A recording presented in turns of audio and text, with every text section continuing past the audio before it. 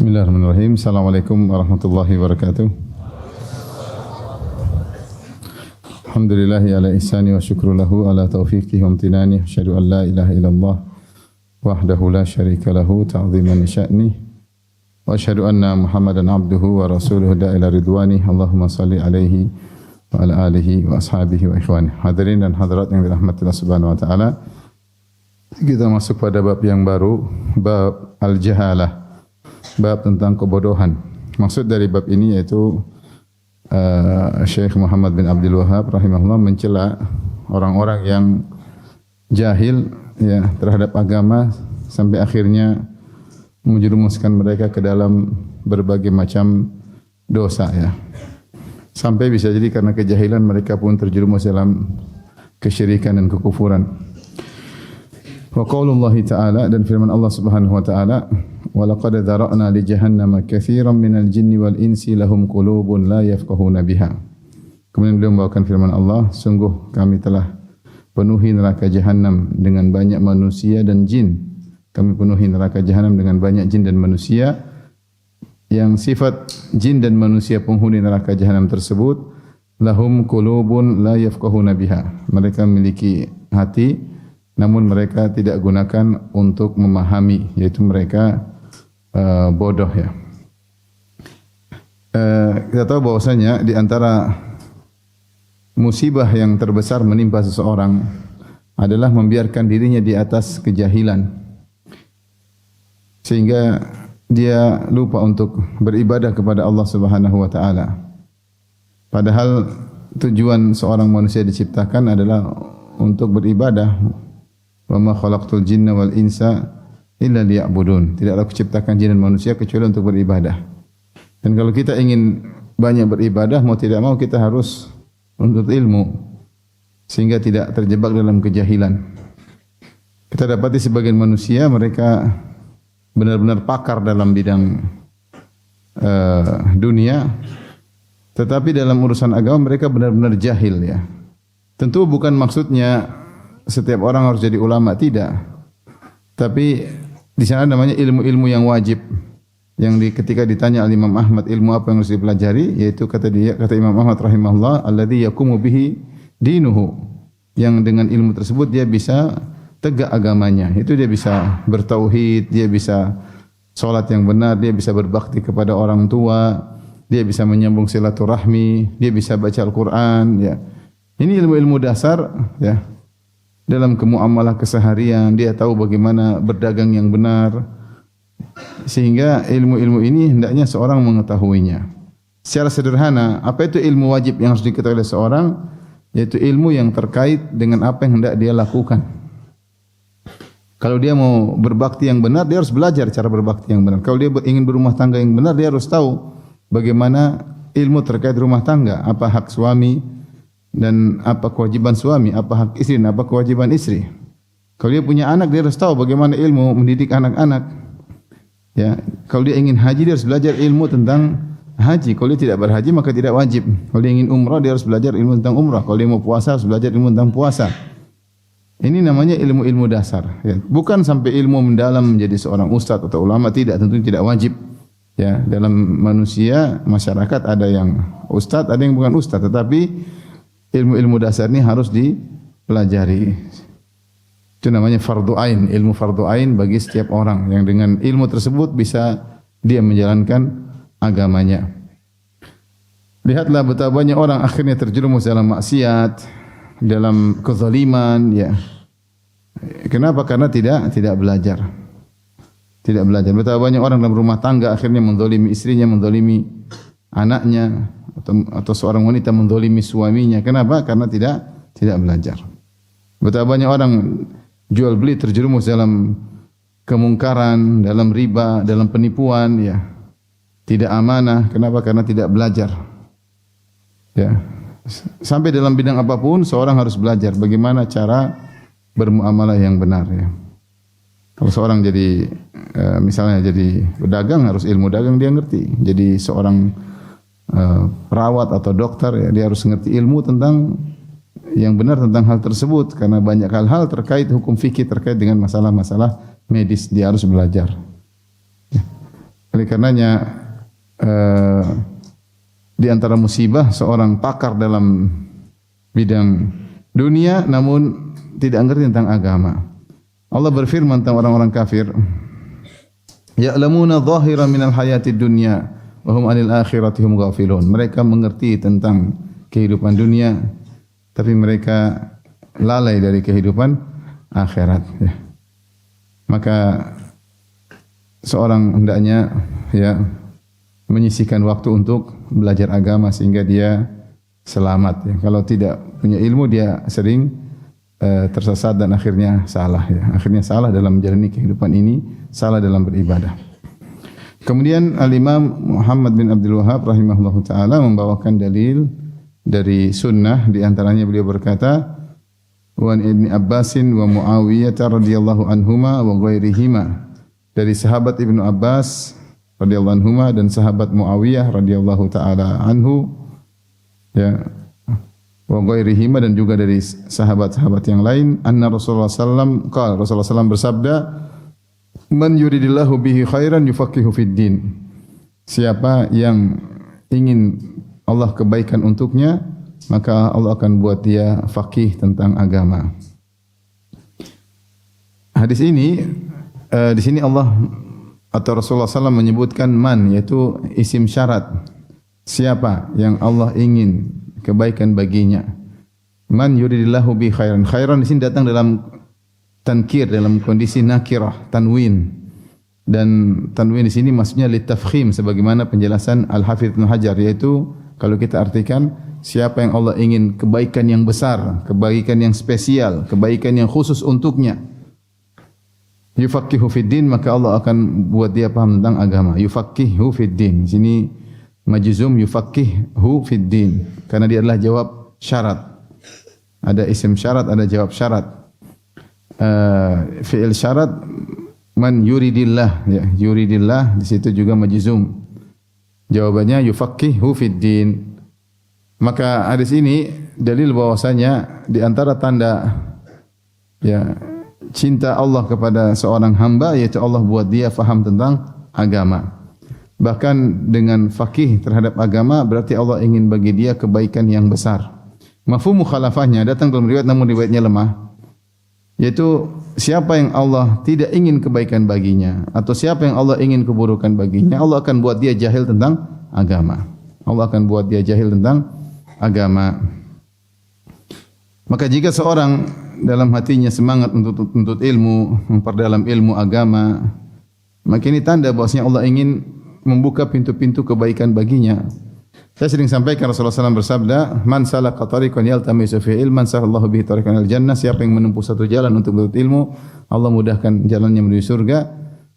Kenapa dikatakan Allah mudahkan jalannya menuju surga? Karena jalan termudah untuk masuk surga adalah dengan menuntut ilmu. Rasulullah tidak berkata siapa yang berjalan untuk berbakti kepada orang tua Allah mudahkan jalannya ke surga, siapa yang berjalan untuk ke masjid mudahkan jalan ke surga, siapa yang berjalan untuk umrah mudahkan jalan ke surga. Tidak. Rasulullah mengatakan khusus siapa yang berjalan untuk menuntut ilmu, Allah mudahkan jalannya menuju surga. Kenapa bisa demikian? Rasulullah tidak menyebutkan jalan untuk ibadah-ibadah yang lain, padahal banyak ibadah yang dilakukan dengan berjalan, banyak. Silaturahmi, berbakti sama orang tua, umrah, haji, banyak. Tapi dikhususkan untuk ilmu, kata para ulama, karena menuntut ilmu adalah jalan termudah menuju surga. Kenapa bisa demikian? Karena dengan menuntut ilmu akan dibuka cakrawala. Seorang akan paham tentang pintu-pintu kebaikan yang tadinya dia tidak tahu. Kemudian bukan cuma itu, dia akan tahu bagaimana cara meraih kebaikan tersebut. Kemudian bukan cuma itu, dia tahu skala prioritas, mana yang terbaik, mana yang baik. Sehingga dia bisa melakukan skala prioritas. Ternyata ada amal ibadah yang lebih agung, kemudian jangan sampai dia tinggalkan, dia lakukan amalan yang biasa. Dia tahu skala prioritas. Bahkan dengan ilmu dia tahu satu amalan bisa double pahalanya, bisa sekaligus sekali melabuh 2-3, sekali menggayung 2-30 terlewati bisa dengan nuntut ilmu. Demikian juga dengan nuntut ilmu dia tahu jalan-jalan kerusakan, jalan-jalan keburukan, dia tahu hal-hal yang berbahaya untuk dia jauhi. Kalau dia tidak nuntut ilmu dia tidak tahu, dia bisa terjebak dalam jalan-jalan keburukan. Maka jalan termudah untuk masuk surga adalah nuntut ilmu. Makanya Allah berkata, "Qul hal yastawil ladzina ya'lamuna wal ladzina la ya'lamun?" Apakah sama orang berilmu dengan tidak berilmu? Jawabannya tidak sama dalam segala hal. Tidak sama dalam segala hal, dalam tutur kata, dalam sikap, dalam berakhlak, dalam kekhusyukan, dalam beribadah. Beda antara orang berilmu dengan orang tidak berilmu. Taib, kemudian Syekh membawakan hadis yang lain, wa fi hadis Bara bin Azib radhiyallahu anhu, yaitu hadis Al-Bara bin Azib, hadis yang masyhur tentang dicabutnya ruh, kemudian perjalanan ruh sampai dikembalikan ke jasad, kemudian ditanya oleh malaikat Munkar dan Nakir, ya. Tentang man rabbuk wa ma dinuk wa man nabiyyuk. Tentang malaikat Munkar dan Nakir bertanya, siapa Tuhanmu, apa agamamu, dan siapa nabimu, atau siapa yang diutus kepadamu. Ini tentang Nabi Muhammad sallallahu alaihi wasallam. Inilah tiga pertanyaan yang dikenal dengan fitnah al-kubur. Ini sering kita sampaikan bahwasanya di kuburan ada beberapa peristiwa. Yang pertama disebut dengan dhammatul qabr, yang kedua disebut dengan fitnatul qabr, yang ketiga disebut dengan na'im atau adabul qabr. Mayat pertama kali masuk dalam kuburan dia akan mengalami namanya dhammatul qabr, yaitu himpitan kubur. Himpitan kubur ini dialami oleh siapa saja, ya. Baik orang soleh juga akan mengalami hal ini. Makanya Rasulullah SAW berkata, "Lau naja minha la naja minha Sa'ad bin Mu'adz." Seandainya ada seorang pun akan selamat dari himpitan kubur, tentu Sa'ad bin Mu'adz akan selamat. Tetapi Sa'ad bin Mu'adz pun tidak selamat. Padahal Sa'ad bin Mu'adz radhiyallahu taala anhu adalah sahabat yang mulia yang kata Rasulullah SAW, "Ihtazza al-arsyu bi mauti li mauti Sa'ad." Sungguhnya arsy Allah bergetar karena wafatnya Sa'ad bin Mu'adz, yaitu seorang yang sangat soleh. Tapi dia pun tidak selamat dari himpitan kubur. Jadi kalau kita boleh bahasakan, himpitan kubur adalah SOP yang harus dialami oleh setiap orang yang dikubur. Sama seperti sakaratul maut, sama dengan kematian dialami oleh siapa saja. Rasulullah SAW pun juga mengalami sakaratul maut. Ya. Sama kekhawatiran ketika akan meninggal, ini dialami. Demikian juga ketika orang masih di kuburan, dia akan mengalami himpitan kubur, yaitu dia merasa himpitan tersebut. Dan kata Syekh Islam Ibnu Taimiyah rahimahullah, ini di antara cara Allah untuk mengurangi dosa-dosa, menggugurkan dosa-dosa, dan untuk mengangkat derajat. Di antaranya ahwal al-kubur, ahwal yaumil qiyamah, itu kondisi-kondisi yang genting yang dialami seorang dalam kuburan, dan kondisi-kondisi yang genting dialami oleh seorang ketika hari kiamat. Ini akan menggugurkan dosa-dosanya dan akan mengangkat derajatnya. Di antaranya, seorang kalau masuk kubur pasti mengalami himpitan kubur. Tapi bukan siksaan. Beda kalau orang kafir disiksa, dihimpit sampai tulang-tulang rusuknya saling menyatu. Ya, ini orang kafir. Tapi kalau orang beriman mengalami himpitan, itu ada sesuatu yang menyakitkan yang dia rasa ketika masuk dalam kuburan. Ini dialami oleh semua yang masuk dalam kuburan, alam barzakh.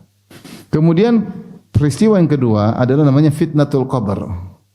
Fitnatul qabr yaitu pertanyaan yang ditujukan oleh malaikat Munkar dan Nakir kepada penghuni kubur. Ada yang selamat dari fitnatul kubur, misalnya orang yang mati syahid. Ya. Ya. Kafa bi barakatil suyuf fitnah, ya. Atau kama qala, kata Nabi sallallahu alaihi wasallam, cukup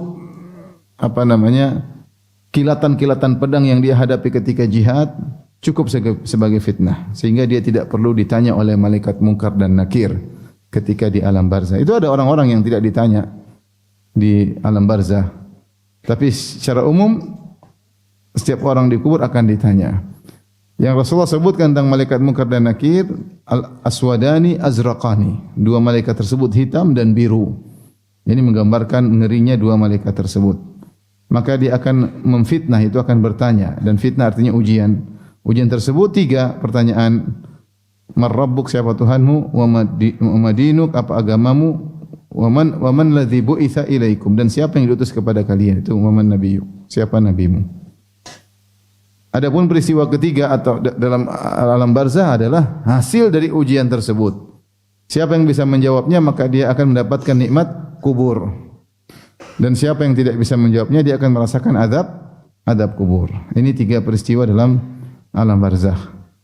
Nah, di antara yang ditanya di alam barzah oleh malaikat munkar dan nakir adalah kafir dan juga munafik. Dalam riwayat itu amal kafir, adapun kafir ditanya tidak bisa jawab, dipentung oleh malaikat munkar dan nakir, dipukul. Demikian amal murtab, adapun orang yang ragu. Ketika ditanya, siapa lagi yang diutus kepada kalian? Annal murtaba huwa alladhi yaqulu idza sa'alahul malakan, orang yang ragu, orang munafik. Ketika ditanya oleh dua malaikat munkar dan nakir, dia berkata, ha la adri sami'tu an-nas yaqulun syai'an faqultuhu. Aku tidak tahu, aku tidak tahu, aku tidak tahu. Aku mendengar orang-orang menyebutkan sesuatu, aku pun ikut-ikutan. Di sini Syekh Muhammad Wahab rahimahullahu taala ingin menjelaskan bahwasanya di antara sebab seorang tidak bisa jawab pertanyaan pada di alam barzah adalah murtab, orang yang ragu.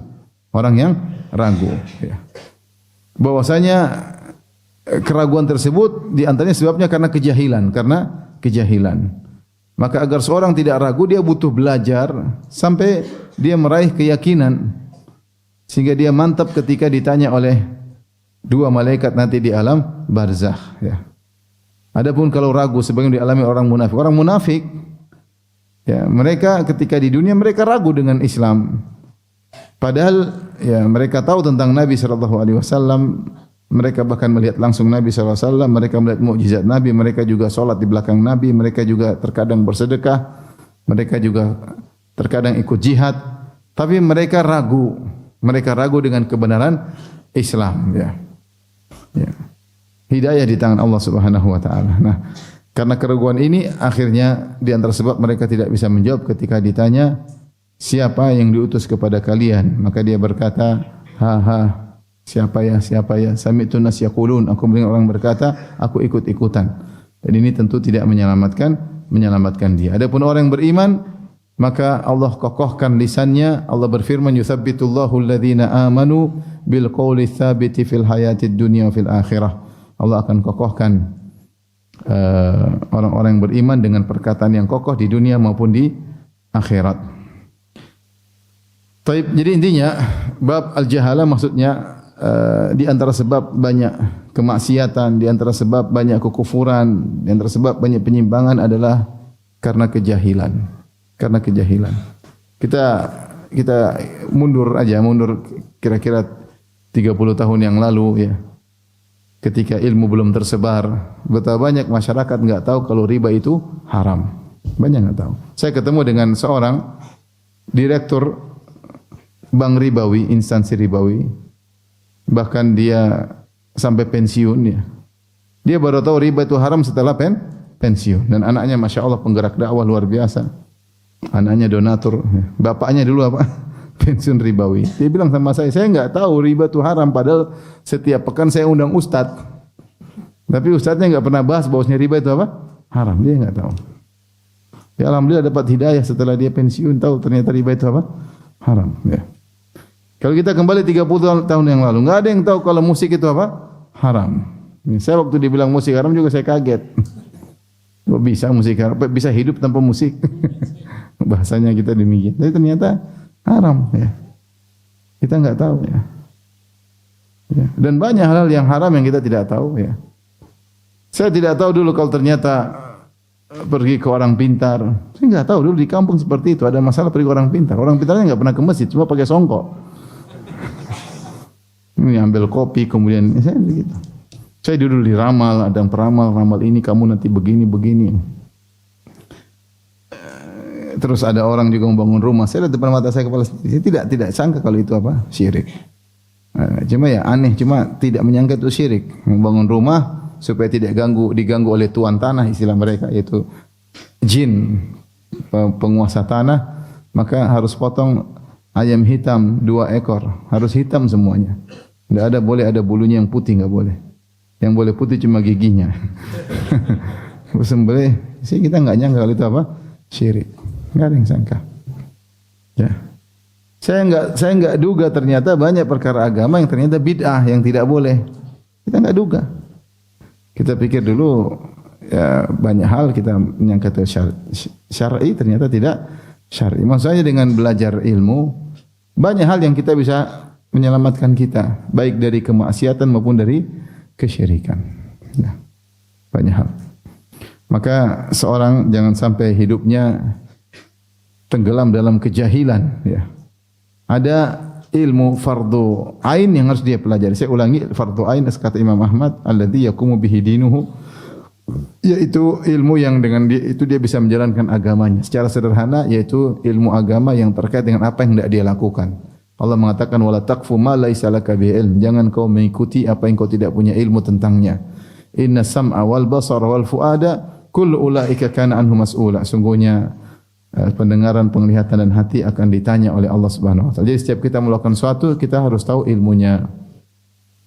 Orang jomblo, para pemuda jomblo kalau mau nikah harus belajar fikih apa? Fikih nikah ya.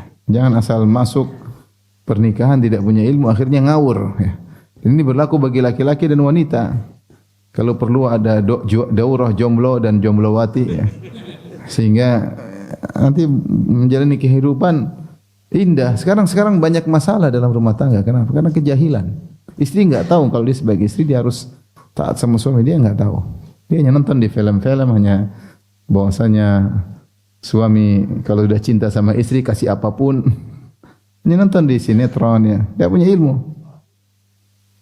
Seorang suami juga harus tahu bahwasanya kalau punya istri punya kewajiban-kewajiban, bukan hanya kewajiban nafkah lahir saja, nafkah batin juga.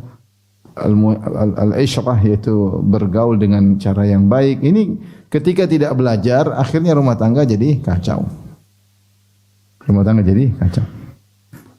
Baik, kita lanjutkan babun al-qihatu. Al-qihah. Al-qihah maknanya dari al-waqahah.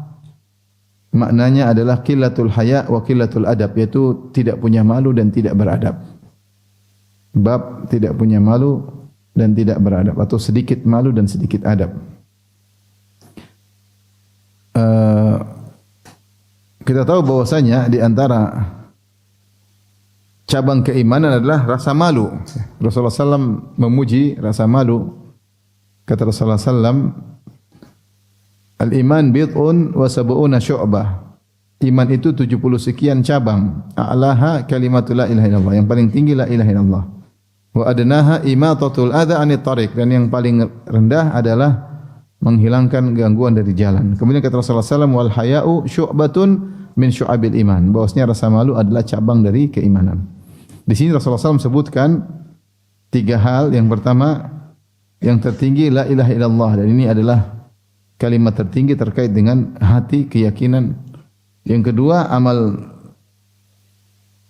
jawarih, itu menghilangkan gangguan dari jalan. Ini cabang keimanan yang paling rendah. Dan di antaranya juga masalah hati, wal haya'u syu'batun min syu'abil iman. Amalan hati rasa malu ya. Makanya Rasulullah SAW berkata, al haya'u kulluhu khair. Rasa malu semuanya adalah baik. Bahkan ketika ada seorang menasihati saudaranya, kau enggak usah malu-malu. Enggak usah malu-malu. Rasulullah bilang, biarin dia malu. Jadi ada saudaranya bilang sama teman, ada seorang bilang sama saudaranya, enggak usah malu-malu, enggak usah pekewu-pekewu. Kata Rasulullah, biarin dia pekewu. Biarin dia apa? Malu. Karena al-haya la ya'ti illa bi khair. Karena rasa malu tidak mendatangkan kecuali apa? Kebaikan. Orang kalau malu, dia akan menghalangi dia dari banyak kemaksiatan. Dia mau ini malu, dia mau maksiat malu, dia mau melakukan kemungkaran dia malu. Tapi kalau dia enggak punya malu, cuek aja. Sehingga terjerumus dalam banyak maksiat. Terjerumus dalam banyak maksiat. Makanya Rasulullah SAW memuji rasa malu. Dan rasa malu, ada rasa malu kepada manusia, dan yang paling agung adalah rasa malu kepada Allah Subhanahu wa taala. Kata Nabi, istahyu minallahi haqqal haya. Malulah kepada Allah dengan sebenar-benar malu. Oleh karenanya di sini Syekh Muhammad rahimahullah membawakan firman Allah, wa qaulullahi ta'ala yastakhfuna minan nas wa la yastakhfuna minallah wa huwa ma'ahum. Mereka bersembunyi dari manusia, namun mereka tidak bisa bersembunyi dari Allah. Mereka bersembunyi dari manusia, namun mereka tidak sembunyi dari Allah, padahal Allah senantiasa bersama mereka. Ibnu Abbas menafsirkan ayat ini dengan berkata, yastahyuna minan nas wa la yastahyuna minallah. Mereka malu kepada manusia, namun mereka tidak malu kepada Allah. Maksudnya ada orang-orang kalau di depan manusia mereka tidak bermaksiat, tidak melakukan kemungkaran, tapi kalau mereka bersendirian mereka melakukan kemungkaran. sehingga mereka tidak malu kepada Allah Subhanahu wa taala. Mereka kalau depan manusia mereka takut akan diumbar aib mereka, dibongkar keburukan mereka ya. Tapi kalau ketika mereka bersendirian, mereka tidak takut Allah akan membongkar aib mereka, sehingga mereka pun tidak malu di hadapan Allah, padahal Allah senantiasa bersama mereka. Inilah asalnya ayat ini terkait dengan orang kafir ya. Tapi ini juga adalah sindiran kepada kita secara umum kaum mukminin. Betapa sering kita kalau di hadapan orang lain kita malu bermaksiat. Enggak usah sama orang sama anak kecil kita malu bermaksiat. Tapi tatkala kita sendirian kita nekat melakukan maksiat ya. Makanya sebagian salaf mengatakan la taj'alillah ahwanan nazirina ilaik. Janganlah kau menjadikan Allah adalah yang paling rendah yang menyaksikanmu. Maksudnya dia ingin mengatakan ketika kita berbuat banyak orang lihat kita, anak kecil lihat kita, teman kita lihat kita, murid kita lihat kita, guru kita lihat kita. Kita kalau depan murid kita malu, depan guru kita malu, depan istri kita malu, depan anak kita malu. Tapi kalau depan Allah kita enggak malu. Seakan-akan Allah yang paling rendah di antara semuanya. Sehingga kita tidak malu. Sehingga datanglah perkataan salaf, la taj'alillah ahwanan nadhirina ilaik. Jangan kau jadikan Allah yang paling rendah di antara yang memandangmu. Ya. Demikian juga sebagian salaf mengatakan, jangan engkau ketika di hadapan manusia jadi wali Allah, tapi ketika sendirian jadi wali syaitan. Di hadapan manusia seakan-akan wali Allah, orang saleh, tapi ketika sendiri seperti wali syaitan. Teman syaitan, kemudian melakukan maksiat ya. Maka seorang memiliki rasa malu dan paling utama dia malu kepadanya adalah Allah Subhanahu wa taala yang telah menciptakannya, yang telah memberi rezeki kepadanya ya. Yang telah beri kemudahan kepadanya ya. Makanya ketika Nabi Yusuf alaihissalam dirayu oleh Imratul Aziz yang ada yang mengatakan namanya Zulaikha ya. Apa kata Nabi Yusuf alaihissalam? Innahu Rabbi ahsana maswaya. Innahu la yuflihudz zalimun. Bagaimana saya mau bermaksiat sama engkau wahai Zulaikha? Sementara Rabbku telah berbuat baik kepadaku. Di antara tafsiran Rabbku maksudnya Allah. Bagaimana saya mau berzina meskipun tidak ada yang lihat? Tidak ada manusia lain kecuali kita berdua. Sementara Rabbku yang maha melihatku telah berbuat baik kepadaku. Malu saya membalas kebaikan yang dia berikan kepadaku dengan maksiat. Jadi Nabi Yusuf mengisyaratkan hal ini. Makanya di antara hal yang mencegah orang melakukan mesti dia ingat malu. Terlalu banyak Allah berikan kita kebaikan dan kita membangkangnya. Ya, ibarat enggak usah Allah kalau ada orang sering kasih kita pemberian kita enggak berani melanggar perintahnya, melanggar nasihat, kita malu sama dia. Ya, maka di antara hal yang mencegah kita bermaksiat, ingat Allah terlalu banyak berikan kita kebaikan. Kasih hidayah, dikasih sudah mengenal ilmu, dikasih istri, alhamdulillah ada yang mau sama kita perempuan. Masih banyak yang ditolak-tolak. Nikmat. Alhamdulillah kita punya anak, alhamdulillah kita punya rumah. Masih banyak orang enggak punya rumah. Sekarang banyak orang susah. Banyak orang susah. Saya enggak ikut kabar berita, kemarin saya ketemu dengan salah seorang penggiat dakwah. Dia bilang, "Ustaz, saya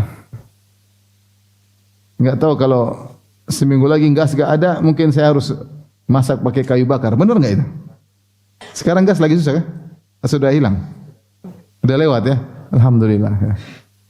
Saya enggak kebayang kalau gas tuh habisnya ngomong gitu. Saat ini kalau gas enggak ada lagi seminggu saya terpaksa masak pakai apa? Pakai kayu. Cerita lagi Ustaz, kemarin angin lewat, angin kenceng, tahu-tahu dapur saya loncat hilang semua. Ini rumahnya berarti rumah murahan. Masya Allah. Kita ini banyak nikmat, banyak orang yang susah. Banyak orang yang susah. Terus kita membanggang perintah Allah, kita enggak malu.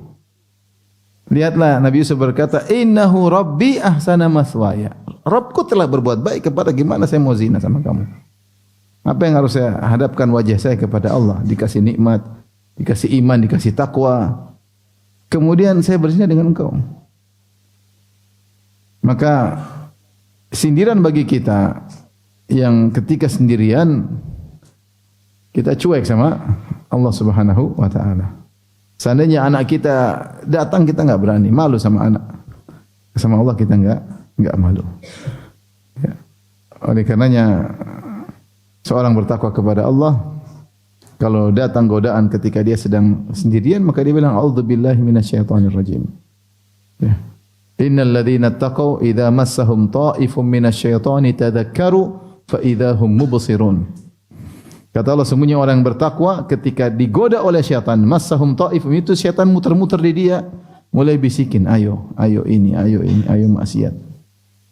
Tadzakkaru, maka dia ingat Allah Subhanahu wa taala, fa idzahum mubsirun, maka dia pun sadar, mereka pun apa? Sadar. Karena syaitan menggoda. Orang bertakwa digoda oleh syaitan dalam kesendiriannya, ya. Bertakwa kepada Allah Subhanahu wa taala.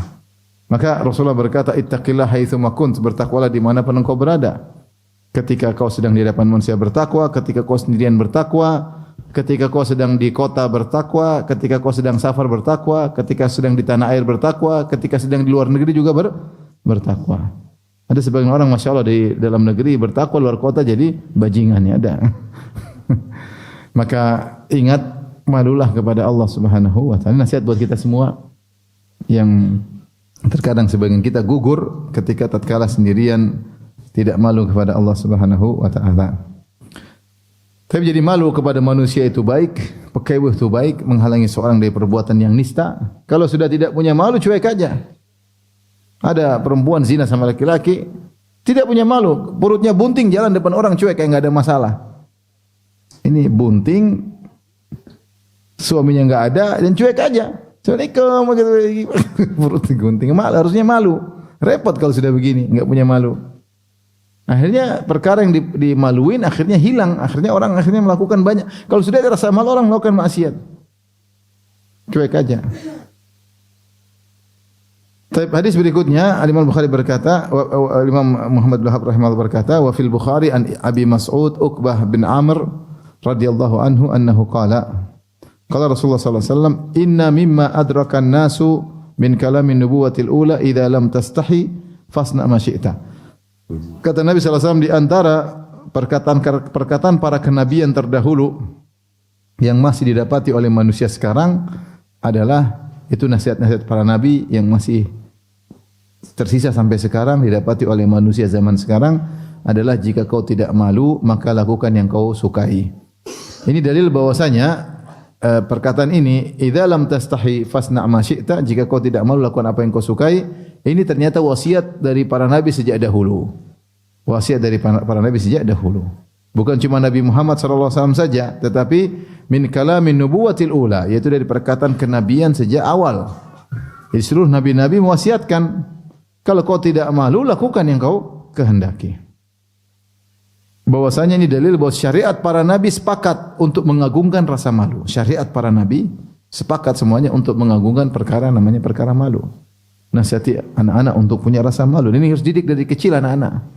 Kita punya anak perempuan, kalau dia main, itu laki-laki, malu-malu. Itu majelis laki-laki, malu-malu. Malu, jangan. Ajari untuk apa? Malu. Ya. Kalau lagi ngobrol, kita terus anak kita nyeletuk, malu. Habis lagi ngobrol kamu kok nyeletuk, ajarin rasa malu, enggak boleh, enggak sopan. Ajarin rasa malu ya. Rasa malu ya. Dalam adab-adab itu penting. Rasa malu itu akan membuat dia berakhlak mulia. Ya, apalagi kalau di dasarnya dia punya rasa malu, kemudian dibimbing dengan agama, maka dia malu karena Allah Subhanahu wa taala. Ini harus kita tanamkan. Kalau enggak punya malu repot. Anak-anak enggak punya malu repot. Sekarang Gen Z mulai banyak hilang rasa malunya. Karena dia enggak pernah, dia belajarnya selalu sama dunia maya. Dia jarang melihat kehidupan sehari-hari orang tua yang punya rasa malu, didikan sopan santun mulai hilang. Anak Gen Z itu cuek. Ya. Cuek ya. Kasihan, mereka butuh apa? Butuh pendidikan. Ketika pendidikan cuma hanya di dunia maya, mana ada rasa malu didapat? Enggak ada. Enggak ada. Rasa pekeu, sopan santun hilang semua. Ya, tergantung apa yang dia nonton. Sehingga interaksi orang tua lebih sedikit daripada interaksi dengan internet. Sehingga kepekaan itu hilang, rasa malu itu hilang, pekeu itu hilang. Harusnya enggak perlu diajar, ini ngertilah begini ketemu orang tua, ke tetangga, harusnya malu. Ada peka itu kan, kalau dia bergaul sama orang tuanya dia akan lihat. Orang tua ngajarin, oh ini malu, ini enggak sopan. Tapi ketika Yang dia lihat selalu apa? Dunia maya, hilang rasa malu tersebut. Karena dia enggak pernah belajar, apalagi yang dia nonton orang-orang bule yang enggak punya rasa malu, buyarlah. Buka baju enggak punya malu, ciuman sama istri orang enggak punya malu. Ya susah ya. Oleh karenanya ini PR besar bagi generasi Gen Z ya, yang interaksi dengan orang tua kurang ya. Kita dapati anak Gen Z kadang-kadang depan kita melakukan sesuatu yang menurut kita kok dia berani lakukan begini, enggak punya malu ya.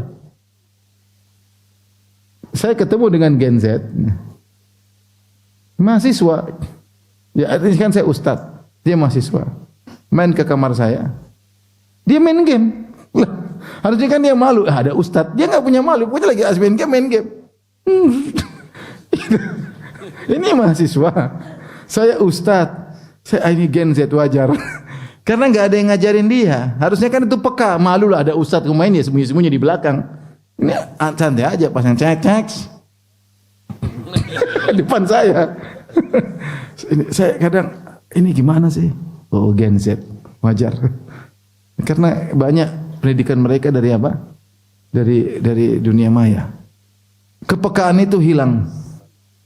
Ini PR tersendiri ya. PR tersendiri bagi kita orang tua untuk mendidikan rasa malu. Karena ini ya, seluruh para nabi sepakat ya untuk mengajari pentingnya rasa malu. Inna mimma adrakan nas min kalamin nubuwatil ula. Di antara nasihat para nabi yang masih tersisa sampai sekarang yang didapat oleh manusia, idza lam tastahi fasna ma syi'ta. Jika kau tidak punya malu, lakukan apa yang kau kesenangi. Ketika orang tidak pekewunya hilang, dia enggak merasa bersalah. Enggak merasa bersalah.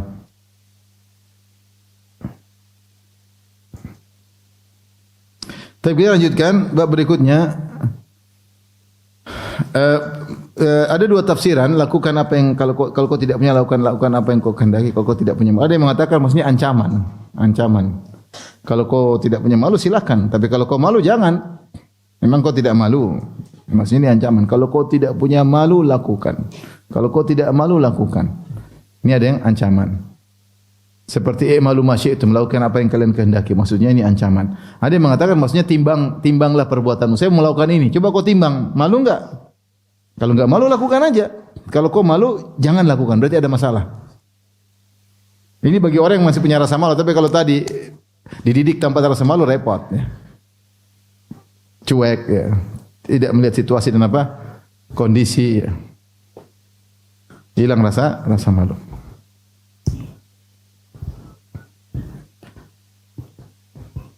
Saya pas Ramadan sempat keluar negeri kafir. Kemudian acara buka puasa. Datang anak-anak muda, mungkin setelah Z apa huruf apa? Terakhir Gen Z ya. Hah? Ada lagi yang baru? Alfa. Allahu Akbar. Z plus. Bulan Ramadan datang buka puasa, ada laki-laki tidak puasa, biasa aja, tidak malu. Satunya rambutnya gundul, kemudian sisa rambut sedikit di sini, terus ada pohon kormanya di sini. Kayak ada oase di tengah padang pasir. Subhanallah, ini orang muslim kasihan gimana? Datang satu tidak pakai jilbab, udah rasa malu udah hilang karena dia tinggal di lingkungan yang tidak punya rasa malu. Tapi saya pergi ke Eropa ketemu dengan kawan, kemudian saya ketemu lagi dia umrah atau hajian. Umrah ya. Ustaz, anak saya di SMA. Dia dibully sama semua teman-temannya. Kenapa? Dia satu-satunya di sekolah yang belum berzina. Subhanallah. Dibully. Bulinya, belum zina, belum tahu. Aduh, Masya Allah. Sampai dia stres. Gimana ini ya? Abi gimana, Bi? Dibully mulu. Bayangkan, dibully satu sekolah teman-temannya. Dia satu-satunya yang belum berzina. Ini negara kafir lain. Saya pergi ke negara kafir lain juga ada kerabat cerita, Ustaz, kita mau cari halal boy. Kenapa halal boy? Haram boy di sini semua haram boy. Semua sudah berzina. Yang halal boy belum ada. Jadi cari pasangan yang belum pernah berzina hampir mustahil. Maksud saya ini anak-anak ketika hidup di lingkungan yang tidak punya rasa malu harusnya begitu. Ya kita gimana bulan Ramadan tidak datang tidak puasa, yang lain pada nunggu buka dia makan. Kan kita malu lah. Kok tidak puasa? Ya sudah nanti tunggu berbuka pura-pura puasa. Ini cuek aja. Rasa malu udah hilang. Ini gen apa tadi? Gen alfa. Allahu musta'an. Baik, kita lanjut babul hirs 'alal mal wa syaraf. Bab tentang semangat untuk meraih harta dan kedudukan. An Ka'ab radhiyallahu anhu marfu'an, Rasulullah SAW bersabda, "Ma dhi'bani ja'ian ursila fi zaribati ghanamin bi afsada laha min hirsil mar'i 'alal mal wa syaraf li dinihi." Tidaklah dua serigala yang kelaparan kemudian diutus ya di suatu kandang kambing, tidaklah lebih merusak daripada rusaknya semangat seorang untuk mendapatkan harta dan kedudukan, rusak agamanya seorang gara-gara semangat mencari harta dan kedudukan. Sahih Tirmidzi, hadis riwayat Sahih Tirmidzi. Maksudnya hadis ini Rasulullah beri gambaran, antum bayangkan ada kandang kambing tertutup, kemudian ada kandang kambing isinya berapa paling? Ya. Kandang kambing isi berapa? 8, 10, 20. Saya enggak punya kandang kambing. Siapa yang punya kandang kambing? Itu taruhlah 20 ekor. Ya. Kan enggak mungkin kandang besar-besar kan? Jadi 20, 10. Terus ada 2 ekor serigala diutus, dikirim ke situ. Dan 2 serigala semuanya kelaparan. Kira-kira terjadi kerusakan enggak di kandang kambing tersebut? Pasti. Kira-kira kambingnya dibiarin enggak? Enggak dibiarin, lagi lapar. Serigala aja kalau enggak lapar aja iseng dia. Apalagi dia lapar. Dia pasti nyikat. Dia enggak lapar aja dia akan makan kambing. Apalagi dia lagi kelaparan. Apalagi bukan 1 ekor, 2 ekor. 2 ekor masuk ketemu kambing 10, 20 ekor, habislah semuanya. Dihabisin sama 2 ekor serigala tersebut. Ini kerusakan yang timbul kata Nabi akibat 2 ekor serigala yang dimasukin ke dalam kandang kambing. Tidak lebih parah daripada kerusaknya seorang agama, rusaknya agama seseorang gara-gara semangat untuk mencari harta dan mencari kedudukan. Dan ini benar karena orang kalau sudah semangat cari harta, pikiran dia harta, dia maka akan menghalalkan segala cara, nipu, bohong, semua dia kerjain. Karena dia cita-cita dia dapat harta yang banyak. Demikian juga orang kalau sudah cari jabatan, maka dia akan rusak agamanya. Paling tidak rusak dia, paling tidak dia riya, paling tidak dia pansos. Apa ya pansos? Itu pansos itu apa artinya pansos? Apa? Panjat. Oh panjat sosial. Saya tadi bingung ini singkatannya apa. Saya kira panggung sosial, bukan? Saya kira panggung sosial. Ternyata apa? Panjat. Oh, pingin intinya ngetop kan? Iya. Orang udah cari jabatan, akhirnya dia riak, dia bongkar semua kebaikannya. Dia muji-muji dirinya yang tidak sesuai, bohong, semua dilakukan. Sogok, semua dilakukan demi. Jadi agamanya rusak gara-gara ingin mendapat apa? Jabatan. Rasulullah benar, gara-gara seorang ingin cari harta banyak-banyak, dia tidak agamanya rusak. Tidak peduli. Tidak peduli. Dan rusak agama seorang. Saya ada tahu kawan subhanallah ya. Cerita sama saya tentang kawan yang kita juga sama-sama tahu. Ini tahu orang ini saya ketemu di tempat yang baik, dia agamis. Sempat ngobrol sama kawan saya, sekarang kita harus kasih mobil sama oknum di instansi tertentu agar kita bisa dapat visa percepatan. Ini ngomong enak aja kayak enggak rasa malu. Jadi mau nyogok apa? Kita harus nyogok kasih mobil sama dia supaya nanti kalau ada visa kita mudah dapat. Ini padahal orang soleh, asalnya saya tahu dia orang soleh. Tapi berubah. Semua gara-gara apa? Gara-gara duit. Visa yang harusnya gratis milik jamaah haji reguler diambil oleh oknum, dijual, dibeli dengan nama visa percepatan supaya bayar padahal visa gratis, dijual entah $5.000, uang masuk kantong, yang beli kadang-kadang teman-teman yang beragama. Semuanya karena apa? Untung, karena keuntungan. Jadi benar semangat harta itu merusak agama seorang. Dia sudah belajar agama bisa rusak semua gara-gara ingin dapat keuntungan. Ya, menzalimi orang lain. Apalagi kalau sudah bicara tentang tadi panjat sosial, bikin jabatan sudah selesai. Orang kalau pingin jabatan, banyak hal yang dia lakukan melanggar agama dan dia tidak peduli, yang penting dapat jabatan. Oleh karena seorang hati-hati, waspada. Ikhwan dan akhwat yang rahmati Allah Subhanahu wa taala. Harta ya yang kita kumpulkan ya. Harta yang kita kumpulkan ini ya. Mau dikemanakan kalau kita harta banyak juga? Yang kita nikmati tidak banyak ya. Betapa banyak orang punya harta banyak, miliaran. Saya baca ada orang terkaya di dunia telah bertambah sekian ratus triliun. Tapi apa yang mau dia lakukan ratusan triliun tersebut? Dia mau ngapain? Mau tidur di atas uang? Lebih enak di atas kasur. Uang banyak-banyak ngapain? Ya, terlalu banyak hanya menambah hisab dia pada hari kiamat. Kecuali kalau dia sedekahkan, kalau dia di jalan fisabilillah, oke. Tapi kalau dia hanya kumpul-kumpulkan. Makanya Rasulullah berkata, yaqulu ibnu Adam, mali mali. Berkata anak Adam, hartaku hartaku. Wa ma maluka illa ma akalta.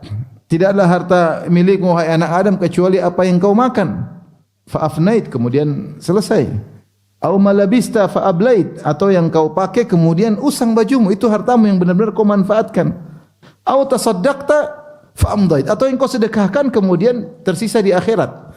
Hartamu cuma 3, yang kau makan, yang kau pakai, yaitu yang konsumsi, sama yang kau sedekahkan. Selain itu bukan milikmu, selain itu milik ahli warismu. Yang jadi masalah kalau kau tinggalkan harta yang banyak, ahli warismu ambil tanpa ada tanggung jawab sama sekali, kau yang ditanya oleh Allah yang ngumpulin harta banyak, yang dihisab kamu atau ahli waris? Kamu yang dihisab. Dari mana harta itu? Kau yang dihisab. Digunakan kemana? Ahli waris terima, sudah terima gratisan tanpa ada hisab. Nanti kalau dia gunakan buat apa baru dihisab oleh Allah. Tapi sumber dia mendapatkan yang enggak dihisab, yang dihisab kamu yang dihisab. Makanya kita hidup ini bukan ngumpulin, kita boleh ngumpulin harta, tapi kalau sampai ngumpulin harta berlebih-lebihan sampai mengharamkan yang halal, menghalalkan yang haram, tidak peduli, tahu-tahu kita dicabut nyawa oleh Allah Subhanahu wa taala, repot. Ya ikhwan, saya sering nasihati antum kalau ada muamalah yang haram atau ragu, tinggalkan aja. Antum bilang saya tidak siap dihisab oleh Allah. Antum ajalah, saya enggak siap dihisab. Nanti rezeki datang dari arah yang lain. Kalau kita embat, kita lakukan, dihisab repot. Dihisab repot. Kita jual jasa. Kita jual jasa misalnya. Taruhlah iklan sekolah. Sekolah ini begini. Ternyata enggak ada. Nanti dihisab. Orang yang daftar menyangka ternyata tidak sesuai dengan apa yang antum gembar-gemborkan, kan repot hisabnya pada hari kiamat. Intinya hati-hati.